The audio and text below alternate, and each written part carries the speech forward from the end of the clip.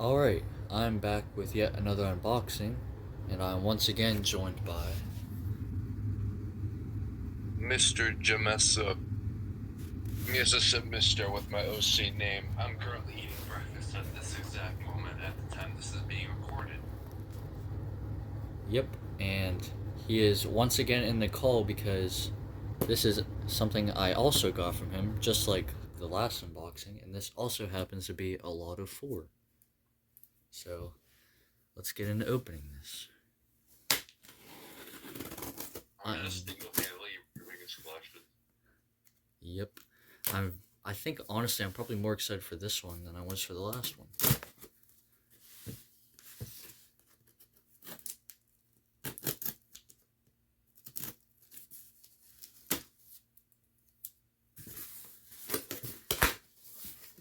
Alright.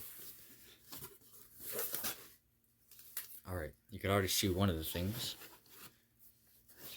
Here is this. This is probably the thing. This is definitely the rarest thing in the box.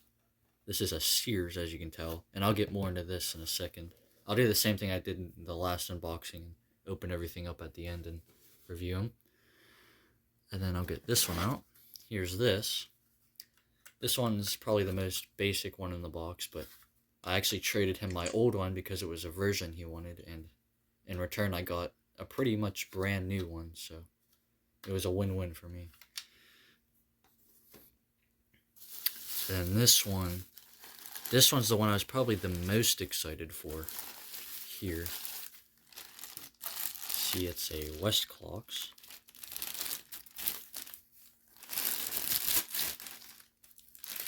And this is something I'd been wanting for a very long time. Once again, I'll get more into this in a second. Sorry for me to briefly there, but hey, class. And then the battery, which I was really wanting. I really like these old batteries.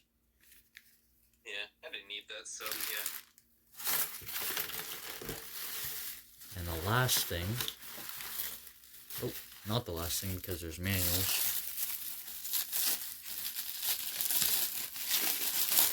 Is another Sears. And once again, I'll get more into this in a second. Then here are...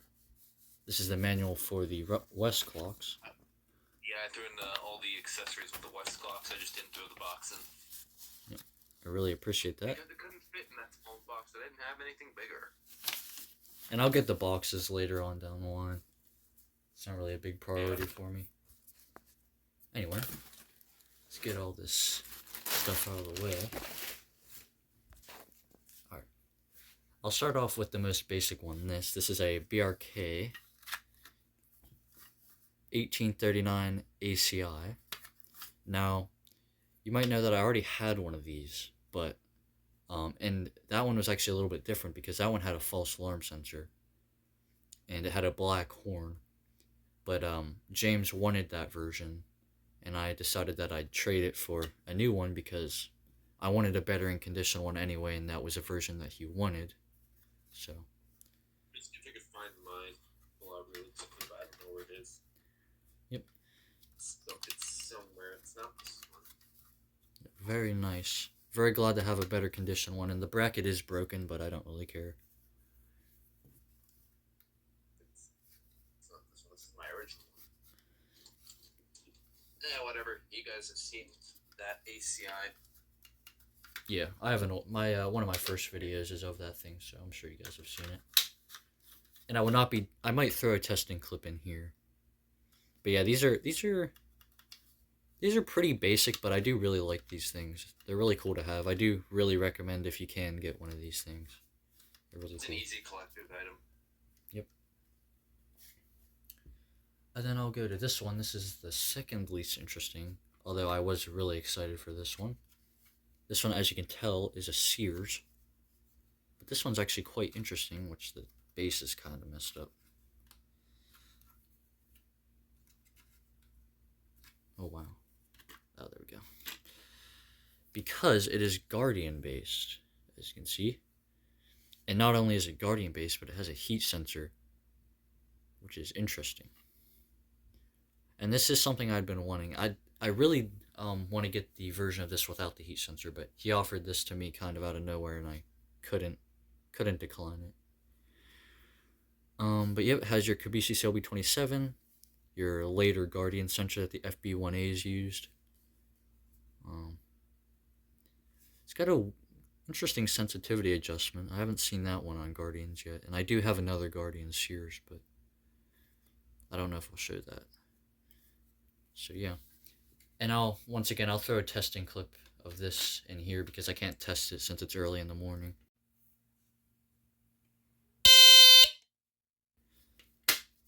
Yeah, Mr. VSAM is impatient to do this video. And there's the model 439.57303, and this one is from 1979, which is quite early for the PCB that this has.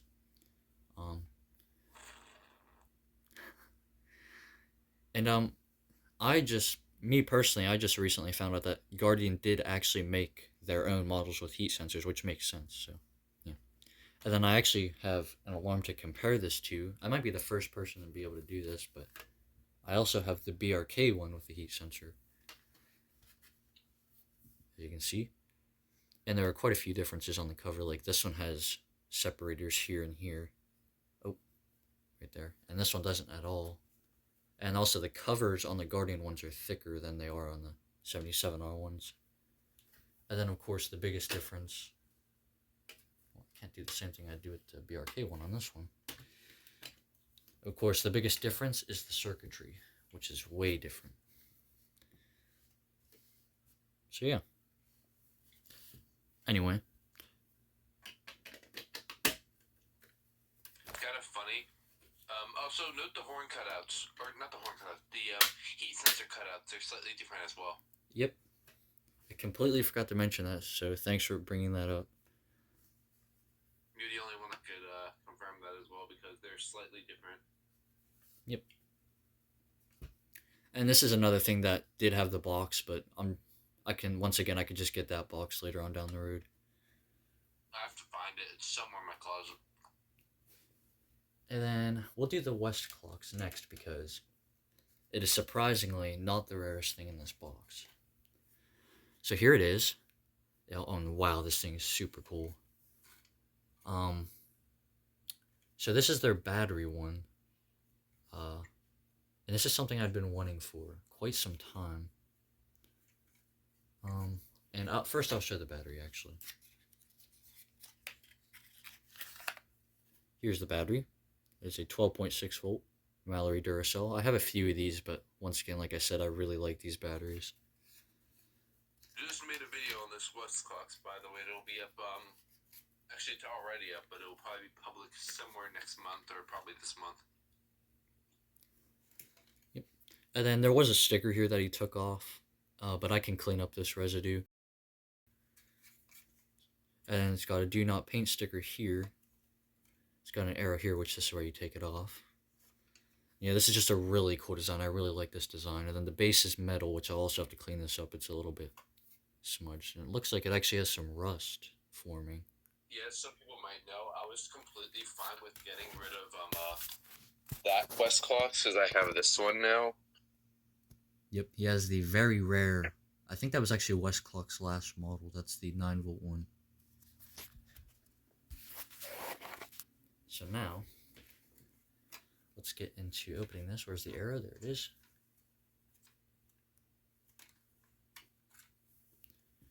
And there's the insides. As you can see, it's really, really interesting. It's got that Westclox sensor, which is like a circle. This one's, it's actually upside down on this model, whereas the hardwired models actually have it the other way around, so the top of the sensor is here. And it's got that really weird Kabishi horn, which I still haven't figured out what it was. And this one is from 1978, and it has the clips here. And then, of course, they had a hardwired version of this. They had the one that James showed, and they had the early larger ones that had a much larger cover, and those used 7D batteries. So yeah. There's like ones with holes holes and ones without holes. Yes. And there's also a version, And the I don't know. versions of those ones that the 83079, aka the POC-76B, they had versions with the test buttons. Yep, and they also actually had a 9-volt version of this that had like a PCB like this big. It was really small. That might have been the version with the test button, but I can't really remember. And, oh yeah, the model of this is, if I can find it. It's POC-76B.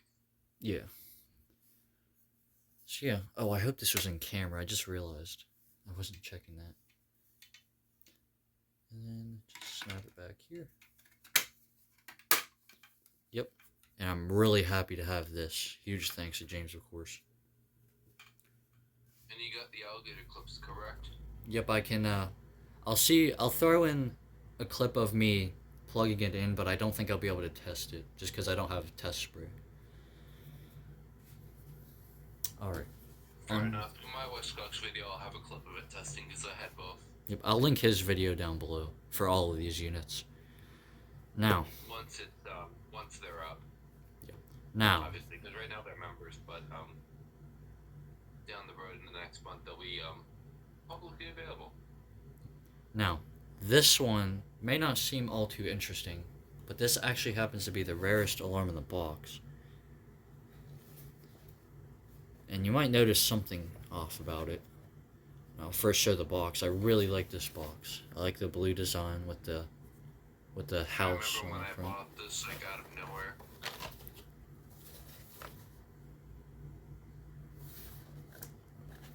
Then here's the back. Now, let's get this unit out.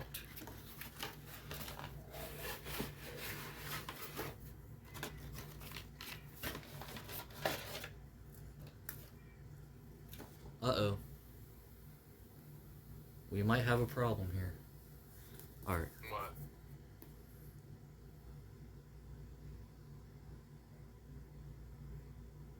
Oh, I think I remember that. I think that was like in the box. I'll check them. Yep, there's the manual for it. There's nothing else in there.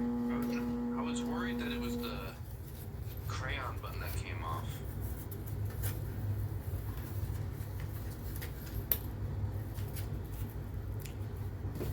Here is the anchors and screws. Assuming the crayon button's intact. Yeah, it's completely fine. Okay, good. I was scared. That's why you said uh-oh, and I was like, wait, no, it did not break during shipping, did it? So here's the And unit. The cover should be fine. I'm pretty sure that tab doesn't matter. The cover should be Yeah, it's fine. But yep. Yeah, so it's not that big of a deal. I think it was just like in the box. I don't know what that was. So here it is. It's a little bit dusty, but I'll clean it up off camera. Now this one, as you can tell, has 2 buttons. It has the classic ionization chamber, then it also has a photoelectric sensor and a photoelectric test. And it's got the classic Sears design. And here's the model 246.57311. And if you haven't already guessed, this is BRK 3000 based. Like exactly 3000 base, except without the wires and stuff. Oh, and yep, this did break off the unit. I can re-glue that though, it's not that big of a deal. Yeah, I think I remember that being in the box when I got it. Yeah, not that big of a deal, I can just glue it back. Then again, it's not that big of a priority because of the fact that it's still fine with the cover. Yep. And here it is. It's really interesting. Of course, you can tell it's got 2 sensors. Still maintains the Kabishi CLB27, which makes sense. And then this was something I was interested in. And it does have a pin. I was wondering how this actually tested, and it's a little metal pin. And this one's from 1981. These were made quite late. And we have seen these with domed buttons. In fact, I think I've seen more of these with domed buttons than I have with tiered buttons. In fact, you were literally watching the Hunt for the S70. 2018, that one part that had the Sears in the thumbnail. Yep, and that one was domed even. It's got 2 sensitivity adjustments, of course. And something interesting I noticed about these is these are actually 79R sensitivity adjustments. I think it was Nathaniel's. I think his had like a 77R sensitivity adjustment and then a 79R sensitivity adjustment. And then you might notice these 3 pins here. These were actually for a low voltage interconnect, which the BRKs maintained. And then whenever Sears rebranded them, for whatever reason, they took the wires off. But I'm pretty sure you can still use these for low voltage interconnect. As long as the pins are still there, it should work. Yeah, they are. Sadly, I never had access to it. I never had access to a BRK 3000 in the past. I'm looking for one. Yeah. And then also, there's another one of these that I really want, and it's actually a First Alert rebrand. It's the First Alert SA300, which has it's exactly the same as this on the base, except it has the First Alert cover with 2 buttons, and I'll throw a picture of that up here. Also, if you haven't took the time to notice, the internals are actually inverted. Like when you look at a normal 77R, they're actually inverted. Yep. The sensor is turned around here. They flipped the sensor around and then of course added this. Although the PCB though is the same size, so that's pretty cool. So yeah. Now once again, I'll throw a clip of this testing here.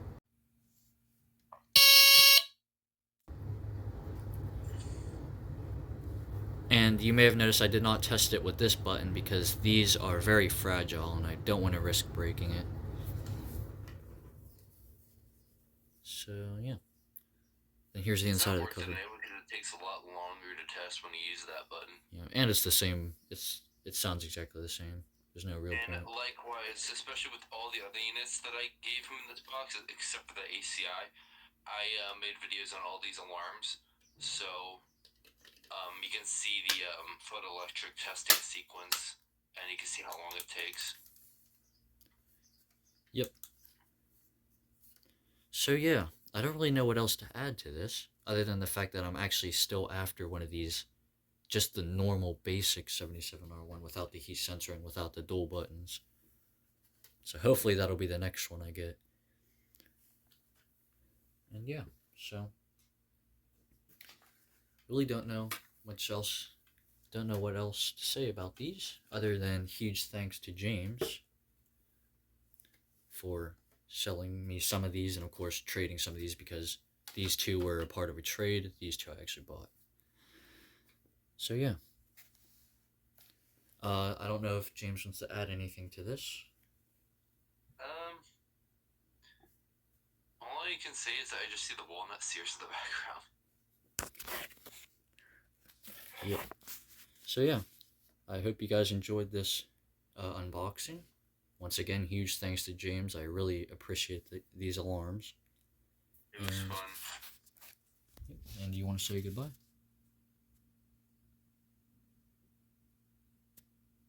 I was going to do a soundboard, but I'm not going to, so instead I'm going to do this.